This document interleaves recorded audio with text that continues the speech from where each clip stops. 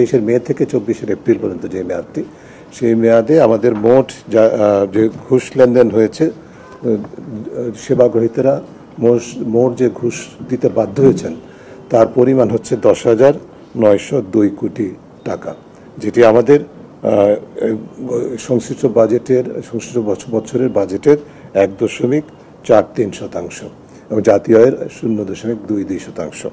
এটা একটা বিশাল বোঝা। দুর্নীতি প্রতিরোধের জন্য কি করণীয়? আপনারা দেখবেন যে বিষয়গুলো, এটা কোনো রকেট সায়েন্স না, আমরা সবসময় বলি যে বিষয়গুলো বিজ্ঞান বলে, গবেষণা বলে, সেই বিষয়গুলো আমাদের সাধারণ মানুষ বলেছেন। অর্থাৎ মূল কথাটা হচ্ছে যে দুর্নীতির বিরুদ্ধে শাস্তিমূলক ব্যবস্থা গ্রহণ করা হয় না, সেই কারণে দুর্নীতি ব্যাপকতা গভীরতা সবচেয়ে বেশি। এবং এর সাথে খুবই সম্পৃক্ত আরেকটা বিষয়, মূলত একই বার্তাটা, সেটা হচ্ছে তদারকির ঘাটতি। যারা সেবা প্রদানকারী তাদের তদারকির ঘাটতির কারণে তারা অনিয়ম